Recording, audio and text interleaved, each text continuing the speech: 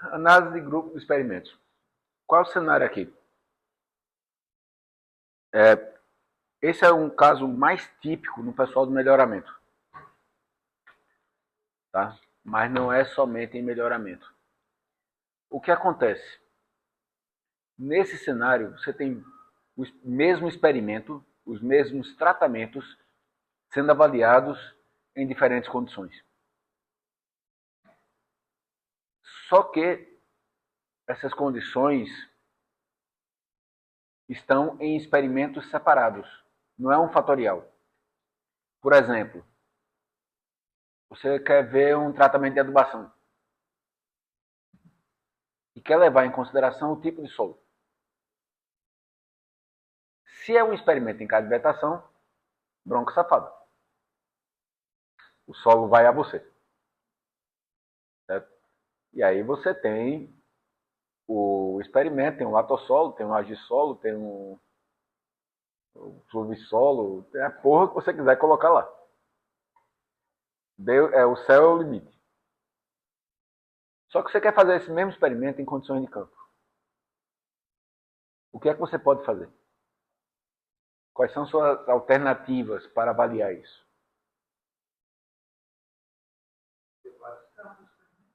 Tem que ter vários campos experimentais. Aí você tem duas opções básicas.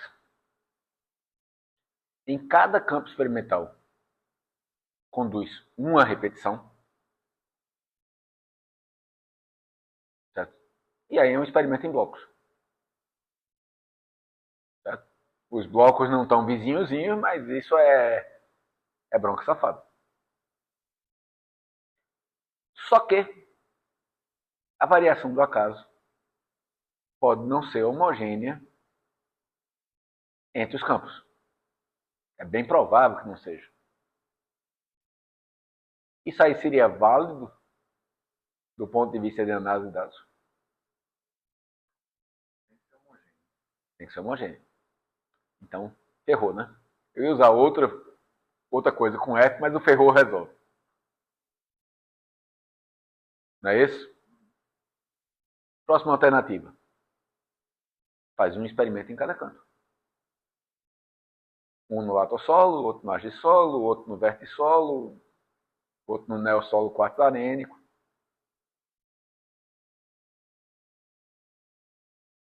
Cada experimento vai avaliar os tratamentos. E você pode comparar os resultados entre os experimentos no dedo, né? Na discussão. No latossolo aconteceu aquilo, no agissolo aconteceu aquilo outro, papapá, papá. Sem estatística. Confere? Ou você pode fazer uma análise de grupo de experimentos, que permite você fazer essa comparação com estatística.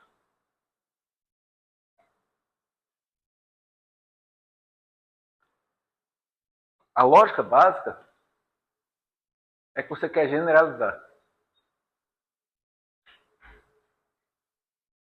Você quer avaliar agora com a estatística não só o que aconteceu em cada experimento, mas o que aconteceu no conjunto dos experimentos.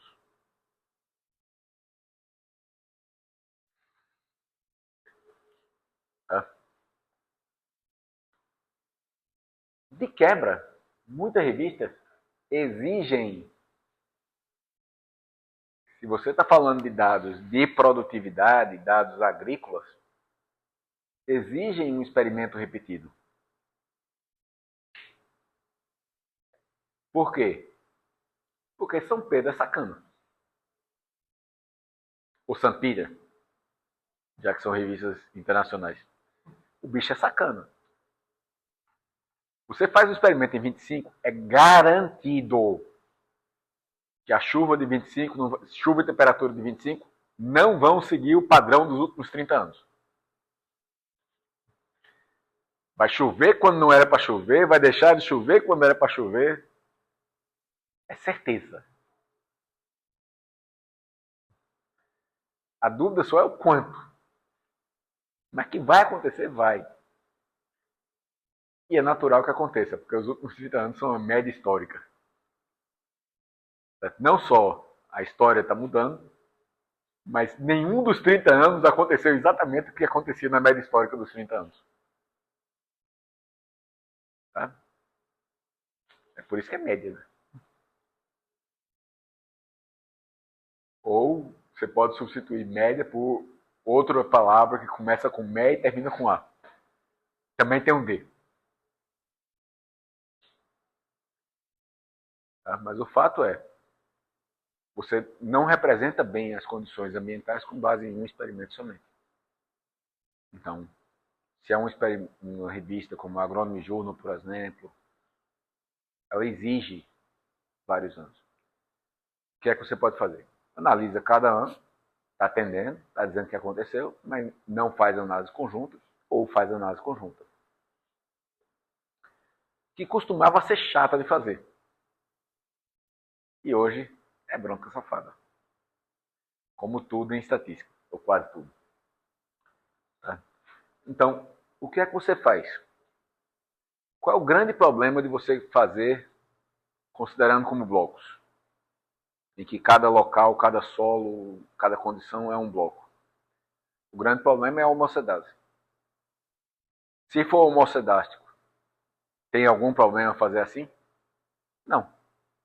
Então, o que é que faz na análise de grupo de experimentos? Você vai analisar cada experimento individualmente, normalzinho, e vai avaliar se é homocedástico. Se o conjunto dos experimentos tem uma mesma variação, ou aproximadamente a mesma variação do acaso. Como é que você faz isso aí? A forma mais fácil e bastante defensável, a forma clássica, pega a maior QMR, ou seja, a maior variância do acaso, divide pela menor variância do acaso. Experimenta. Não é entre variáveis não, tá, gente? É uma mesma variável. Maior variância do acaso dividido por menor variância do acaso. Se der até 3, está feito. Você pode considerar como homocedástico. Ou seja, se o experimento que mais variou devido ao acaso variar até 3 vezes mais do que o que menos variou, você está bem seguro para chamar tudo de uma variação do acaso só e fazer uma nova análise com todos os experimentos que atendem essa condição.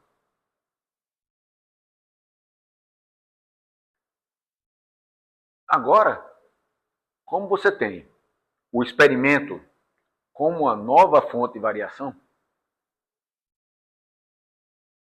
certo? Você tinha os seus tratamentos, seu fatorial, seja lá o que fosse, e agora você tem, além da variação entre os tratamentos, você tem a variação entre os experimentos. Só é você colocar o experimento no seu modelo estatístico. Se o seu modelo é que produtividade era uma função de estirpe e blocos, agora seu modelo vai ser estirpes, blocos, que são variação dentro do experimento, experimentos e estirpes, experimentos. A estirpe responde da mesma forma em todos os experimentos? Que era justamente o que você queria, por isso que você fez experimentos separados.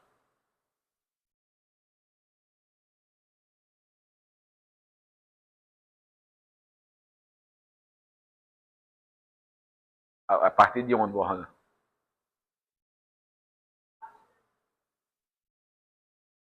A estirpe é o seu tratamento.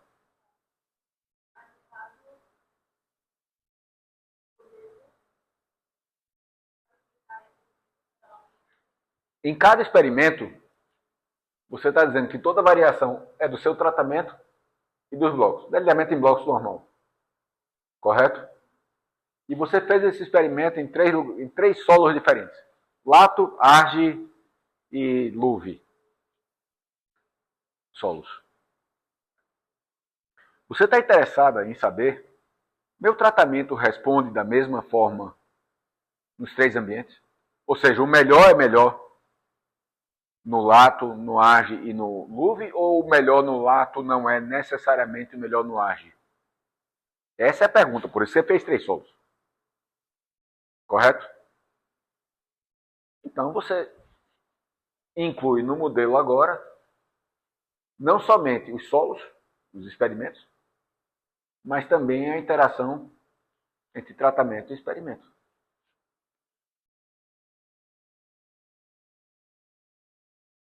Que vai avaliar se os tratamentos respondem da mesma forma ou não. Se o tratamento é modificado, a resposta ao tratamento é modificada de um experimento para outro. Clareou agora? Daí para frente, mesmo procedimento de sempre.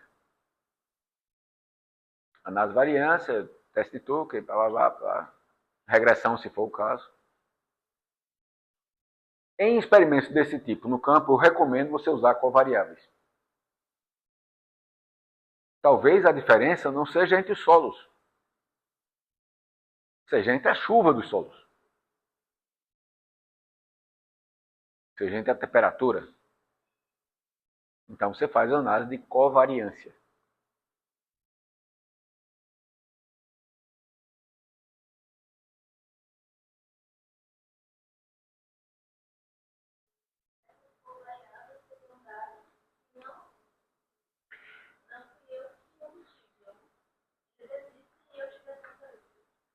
Ou você pode ter obtido. Você foi lá e viu o P do solo. Você foi lá e mediu aquilo ali. Mas não é uma coisa que você controlou.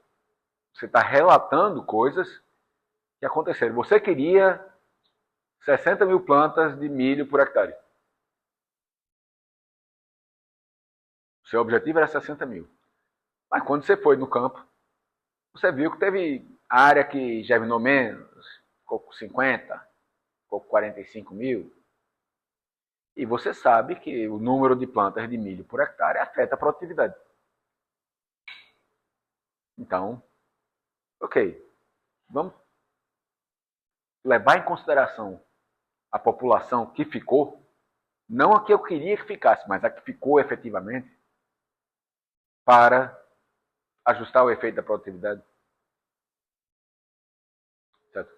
Porque com menos plantas vou ter menos produtividade, mas por outro lado, se eu estiver medindo, porque produtividade tem 2 formas de medir.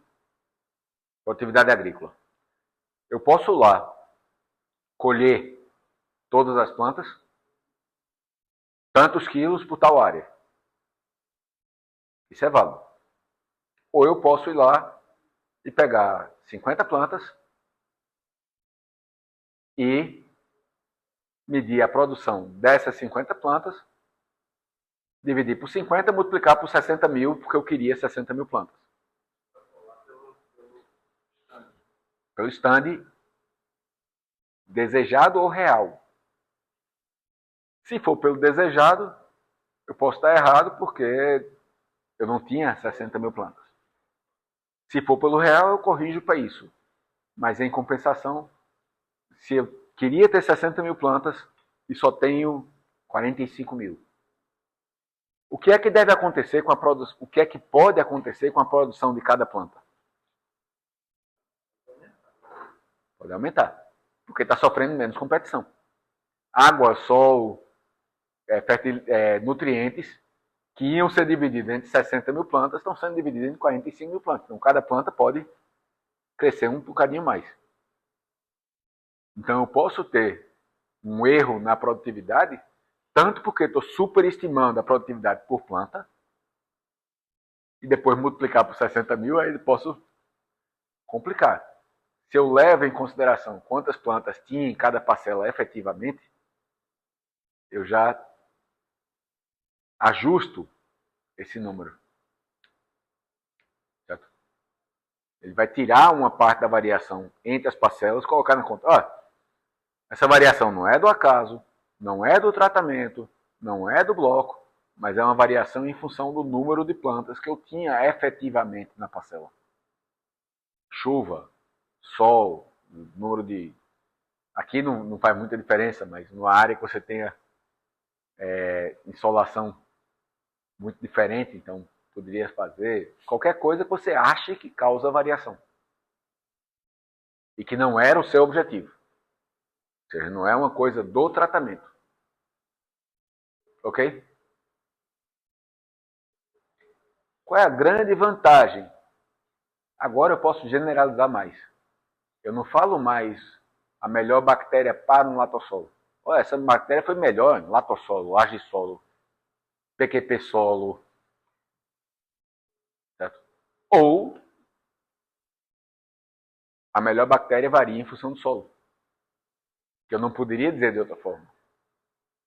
Eu tenho uma interação entre bactéria e solo. O que significa que não dá para fazer uma recomendação de bactéria, a mesma bactéria para todo o solo.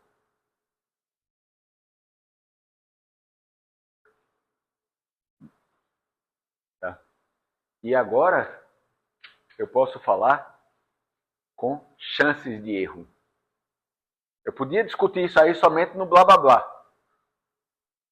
Nesse experimento aconteceu aqui isso, naquele outro experimento aconteceu aquilo, então provavelmente é isso. E seria válido. Só qual é o meu P? Qual é a probabilidade disso ter acontecido devido ao acaso? A resposta básica, Deus sabe, Nosso Senhor desconfia. Porque eu não fiz análise de dados. Eu não podia fazer análise de dados. Então não tem como calcular a chance daquilo ali ter acontecido devido ao acaso. Agora eu posso.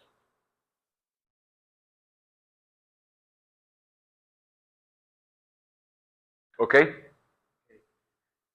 E permite avaliar estabilidade. Novamente, é uma coisa que o pessoal do melhoramento faz a 3x4. E nós, em solos, não costumamos fazer. Embora para muita coisa que a gente faz, seja extremamente coerente pensar nessa estabilidade. Certo? A estabilidade visa avaliar se a resposta a um determinado tratamento é mantida de cenário a cenário a cenário. Ou seja, se um tratamento, tipicamente isso seria uma variedade, vai produzir mais em cenários melhores, simplesmente porque o cenário é melhor. Ou seja, tem uma resposta estável, o ambiente vai melhorando, aquele tratamento vai melhorando. Se ele vai ser mais melhor, com um péssimo português, mas que faz sentido lógico, ou seja, se ele é particularmente adaptado para ambientes melhores, ou se ele é bem adaptado a ambientes piores. Certo? Em que o ambiente melhor ou pior é o ambiente que o conjunto está produzindo mais ou menos. Está fazendo sentido para vocês? Certo? Normalmente, nós não utilizamos isso em solos. Quem gosta disso é o pessoal do melhoramento. Certo? Mas faz muito sentido para a gente.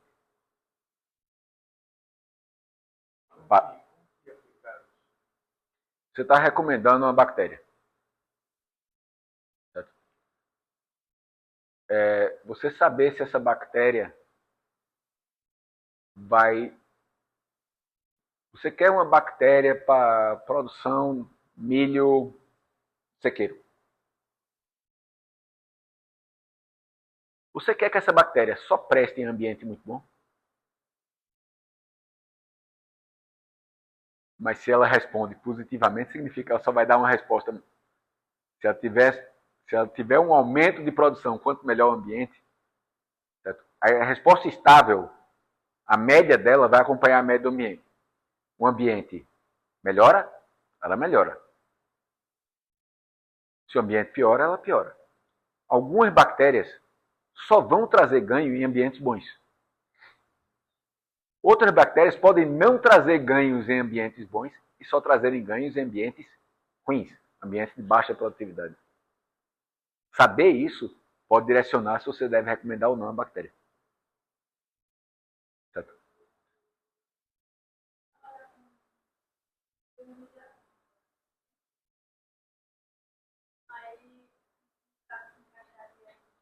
Poderia encaixar. Talvez você queira, teria que pensar um pouquinho no cenário específico, tá, Lohana?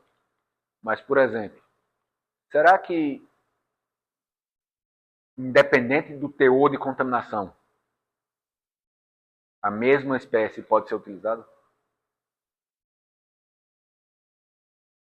Certo? Nesse caso, o negativo, o ambiente pior, é o ambiente que você tem mais interesse. Quanto mais lascado o solo, pior vai ser o conjunto geral do ambiente. Então você quer alguém que se dê bem nesse ambiente. Se você está interessado em fitorremediação das condições mais graves. Se você quer fazer fitorremediação das condições antes de ficarem completamente você quer alguém que responda o máximo nos ambientes melhores. Ou seja, extraia o máximo nos ambientes melhores, que seriam os ambientes que todo mundo, de um modo geral, produziria mais, mas teria um maior efeito de biorremediação naqueles ambientes menos drasticamente afetados, antes que fiquem muito drasticamente afetados. Aí você, os dois cenários fariam sentido, dependeria do que é que está pensando. Tá ok até aqui? O caminho mais tradicional que tem é esse artigo de Herbert e Russell. Bem novinho, mais velho que eu. Literalmente mais velho que eu. Ainda é usado hoje. Ainda é citado hoje. Ele é velho, é um old gold, velho mais dourado, porque funciona. Qual é a lógica básica dele? É uma regressão linear. Em que você tem um experimento, vários experimentos, e vai pegar uma média geral de cada experimento. Se o ambiente é bom, a média geral do experimento é maior do que um ambiente pior. Então, essa média geral é um índice ambiental. Você faz a regressão em cima dele. O valor de um tratamento, uma variedade, um insumo, um protocolo de biorremediação, em função do ambiente. E aí você tem um tratamento estável, é definido. Se o B daquele seu tratamento for aproximadamente 1, significa o quê? Ambiente melhora, o tratamento melhora mais ou menos na mesma proporção. O ambiente piora, o tratamento piora mais ou menos na mesma proporção.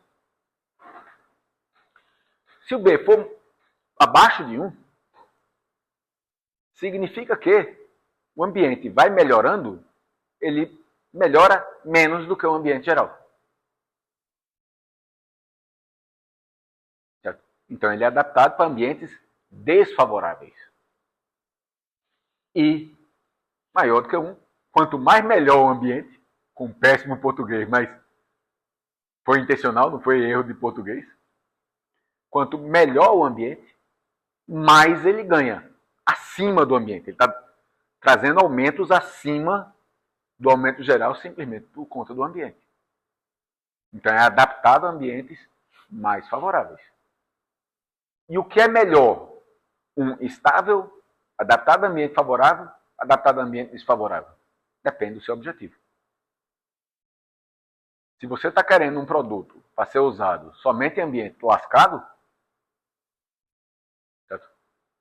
Porque é um produto para remediação de área sobre desertificação, com chance de desertificação. Você quer que ele seja adaptado para ambiente ruim. Você não quer um ambiente bom para ele, porque o ambiente que você vai usar ele não é um ambiente bom. Então você quer um com B menor do que 1. Ou B maior do que 1, porque você quer que traga o maior ganho possível. Quanto melhor for o cenário, maior ganho seja. B maior do que 1.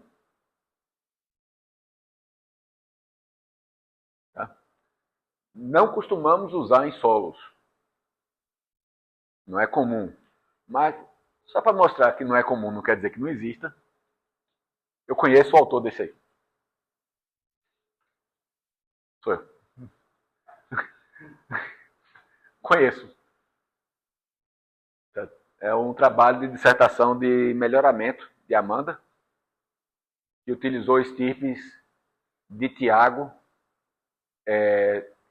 aqui de uma dissertação de mestrado de Tiago. Tiago isolou estirpes de Caupi e Amanda usou essas mesmas estirpes em diferentes variedades de Caupi, cultivares de Caupi. Nesse caso, eu considerei, na análise de dados, as estirpes como ambiente para avaliar as cultivares e as cultivares como ambientes para avaliar estirpes. Estão entendendo? A estirpe rhizobiana é uma simbiose entre, não é uma simbiose, mas vai formar uma simbiose com a planta. Tem o efeito da planta. Se a planta tem um mecanismo bom que favorece a fixação biológica de nitrogênio, por exemplo, começa com alta fotossíntese, ela vai fazer com que a bactéria fixe mais nitrogênio, porque está dando mais carboidrato. Então, a planta é um ambiente para a estirpe. Mas as estirpes também são um ambiente para a planta. O potencial de fixação biológica do nitrogênio da estirpe vai afetar o ganho de crescimento da planta. Então, o que é que eu fiz? E aqui é que foi o X. Eu fiz a análise considerando, nesse caso, as variedades, avaliando as 3 variedades que utilizou, considerando as estirpes como ambientes. Tá? E aí eu dizia, qual variedade é mais adaptada para a fixação biológica de nitrogênio?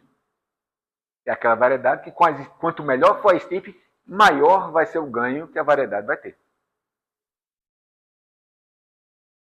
Tá? E SDM, chute primeira, chute. Todos tiveram Bs negativos. Mas veja a nova era lá no Rena é a eficiência relativa. Ou seja, o ganho em relação o ganho de nitrogênio em relação ao nitrogênio obtido com a estirpe padrão.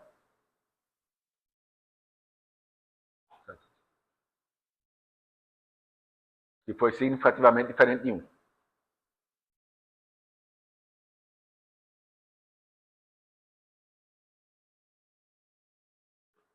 Tá? Então, você consegue fazer esse tipo de coisa. O ambiente não precisa ser necessariamente experimentos separados. Mas pode ser dentro do mesmo experimento você considerar coisas como ambientes diferentes.